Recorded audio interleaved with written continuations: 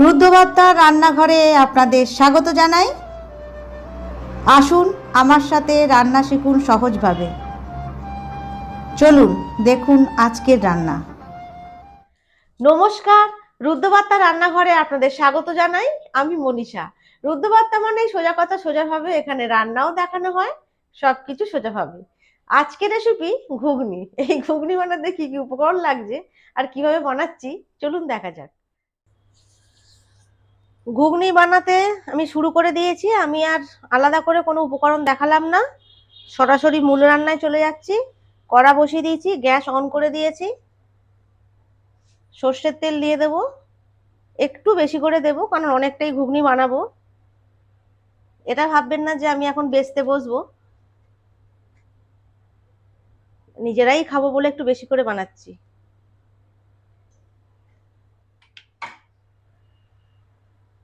তেল দেওয়া হয়ে গেছে। মন দিয়ে দেখবেন, কোটিপতি হওয়ার জন্য প্রকল্প শুরু হয়ে গেছে। ঘুগনি রেসিপি আমার এর আগে দেখানো আছে, নিরামিষ ভাবে আমিষ ভাবে। তো আমি আবারও দেখাচ্ছি কারণ অনেকেই রিকোয়েস্ট করেছেন বা আবদার করেছেন। আমি রিকোয়েস্ট কথাটা পছন্দ করি না, তাও বলে ফেললাম। আবদার করেছে দেখাবার জন্য, কারণ সবাই চাইছে কোটিপতি হবে। তো তেলটা গরম হয়নি খুব একটা, গরম হলেই জিরাটা একটু ভাজা ভাজা হলে তারপর পেঁয়াজটা দেব।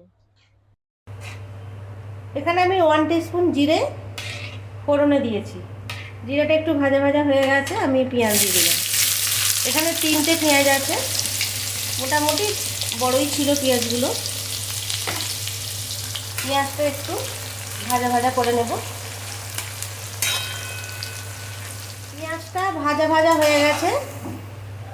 এবার আমি আদা রসুন এখানে পেস্ট করে রেখেছি, এই 3 চামচের মতো।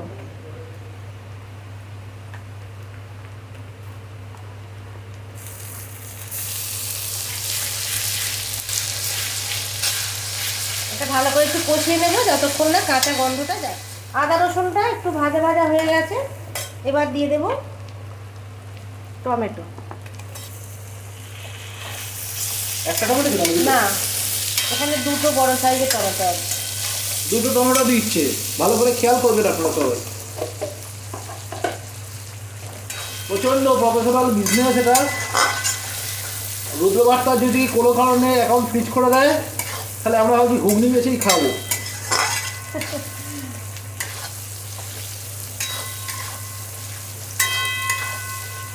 এই সময় স্বাদ মতো লবণ দিয়ে দেব। আমি এখানে ঘুগনির যে কড়াইটা নুন দিয়ে সিদ্ধ করে রেখেছি, আর সেই জন্য বুঝে একটু নুনটা দিতে হবে। এই সময় দিচ্ছি কারণ টমেটোটা খুব ভালোভাবে গলে যাবে।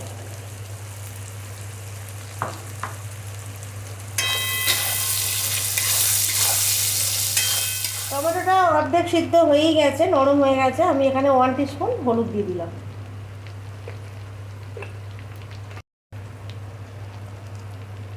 লাল লঙ্কার গুঁড়ো 2 টিস্পুন দিলাম। ঝালটা আপনাদের স্বাদ মতো দেবেন।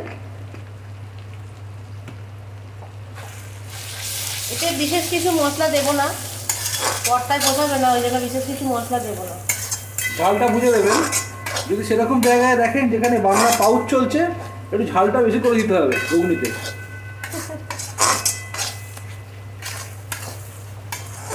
মশলাটা খুব ভালোভাবে কষানো হয়ে গেছে।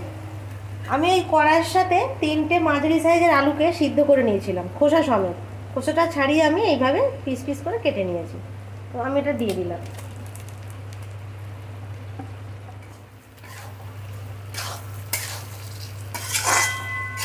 এটা খুব ভালোভাবে কষে নিয়েছি আলু। এবারে কড়াইটা দিয়ে দেবো। কড়াইয়ের জলটা আমি একটু আলাদা করে রেখে দিয়েছি, পরে দেবো। জল থাকলে ভালো কষানো যাবে না। খুব যেন কড়াইগুলো গলে না যায়, সুসেদ্ধ হবে অথচ গোটা গোটা থাকবে এরকম, তবে খেতে ভালো লাগবে। আর ঘুগনির কড়াই যদি খুব গলে যায় একদমই ভালো লাগবে। ভালোভাবে কষিয়ে নিয়েছি। এবার এখানে একটা আমি ভাজা মশলা করে রেখেছি। এই মশলাটা আমি বহুবার দেখিয়েছি বলে আর আমি দেখাইনি, তো আমি বলে দিচ্ছি কী কী এর মধ্যে আছে। 1 চামচ ধনে, 1 চামচ জিরে, 2টো তেজপাতা আছে, 2টো শুকনো লঙ্কা আছে, আর গোটা গরম মশলা মানে দারচিনি, লবঙ্গ, ছোটো এলাচ, চারটে ছোটো এলাচ আছে, 4-5টার মতো লবঙ্গ আছে, আর 2টো দালচিনির টুকরো আছে। তো সেটা ভালো করে শুকনো খোলায় ভেজেছি, ভেজে গুঁড়ো করে নিয়েছি। এটা আমি 3 টিস্পুন দিয়ে দিলাম। এর যে গন্ধ মানে এটাই মানে খেতে আরও সুন্দর করে দেবে এবং এর ফ্লেভারটা দারুণ আসবে। একটু কষিয়ে নিই, তারপর এখানে গরম জল বসিয়েও দিয়েছি, আর এই কড়াইয়ের যে জলটাও আছে। আর নুনটা অবশ্যই স্বাদ মতো দেবেন, একবার চেক করে নেবেন। ভালোভাবে কষানো হয়ে গেছে, আমি এর মধ্যে 1 চামচ চিনি দিয়ে দিলাম।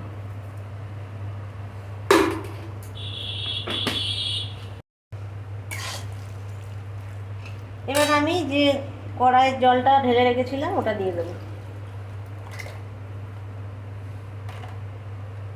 আর এদিকে আমি একটু গরম জল করেছি, কারণ ঘুগনিতে প্রচণ্ড জল টেনে নেয়, আর একটু পাতলা পাতলা হলে আমার তো খুব ভালো লাগে। তোমার কেমন লাগে? দারুণ লাগে। আর ঘুগনি পাতলা করাই উচিত। আর এটা যত সময় যাবে না আর জুসটা টেনে নেয়, সেই জন্য আমি একটু গ্যাসের ফ্লেমটা একটু লোতে দিয়েছিলাম। একটু জল দেবো, কারণ এটা একটু ফুটবে, তবে ভালো লাগবে। গরম জল? হ্যাঁ, অবশ্যই গরম জল। গরম জল দিতে হবে এই কারণেই, কড়াইও সিদ্ধ, আলুটাও সিদ্ধ করা, তাই এর মধ্যে ঠান্ডা জল একদমই দেওয়া যাবে না।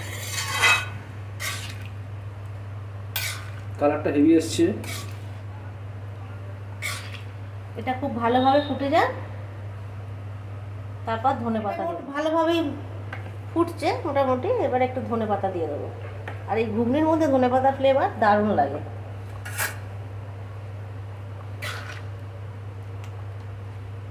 ধনেপাতাটা বেশি দিলে আমার ভালো লাগে, কিন্তু আমার ছেলে আবার খুব বেশি ধনেপাতা খেতে পারে না, তাই একটু কম দিলাম, একটু রেখে দিলাম। গন্ধ উঠেছে? মোটামুটি নিয়ে বসলে হয়ে যাবে। মানে কাস্টমার এমনি চলে আসবে, কাস্টমার হোম করে চলে আসবে, মানে কোটিপতি হচ্ছই একদম সিম। তাহলে কি আমরা বাইরেটা বসে পড়বো নাকি? বড় করে বসে পড়তে হবে। একটা ছোট টেবিল, সামান্য কিছু মুড়ি, একটা প্লেট, ব্যাস। আর হ্যাঁ, একটু চা করে দিতে হবে। চা? আর সঙ্গে যদি চপ ভাজা যায়, বাবা, তাহলে কোটিপতি থেকে আরো কোটিপতি।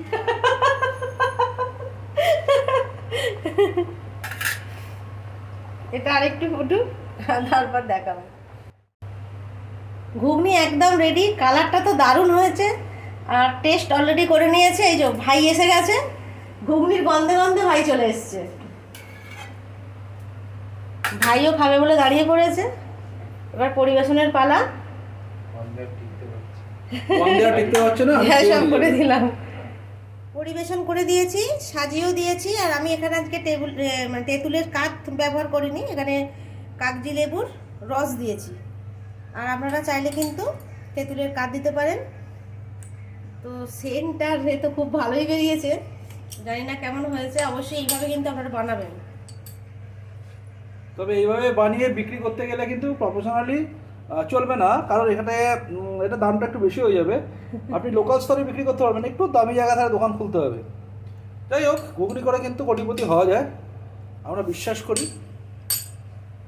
কেন, তুমি কি বিক্রি করেছো নাকি? না, বিশ্বাস করি, মুখ্যমন্ত্রী বলেছেন যে আমরা বিশ্বাস করি হওয়া হতে পারে। মুড়িটা দেখতে হবে কোথা থেকে পাওয়া যায়, সেই মুড়ির ওপর ডিপেন্ড করছে আপনি কোটিপতি হবেন নাকি আপনি প্লেন থাকবেন। যাই হোক, আপাতত হলো রুদ্র বার্তার রান্নাঘরে। তৈরি হয়ে গেল অতি সুস্বাদু ঘুগনি। রেসিপিটি ভালো লাগলে অবশ্যই বানিয়ে খাবেন, আর কেমন হয়েছে কমেন্টস করে জানাবেন, লাইক করবেন। অবশেষে বলি, রুদ্র বার্তা চ্যানেলটা সাবস্ক্রাইব করবেন, আর এইভাবেই আপনজন হিসাবে পাশে থাকবেন।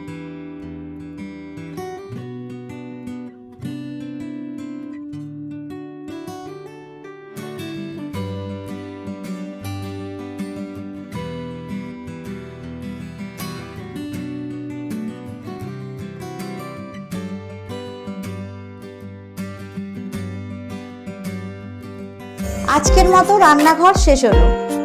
প্রতি মঙ্গল, বৃহস্পতি, শনি দেখুন রুদ্র বার্তার রান্নাঘর।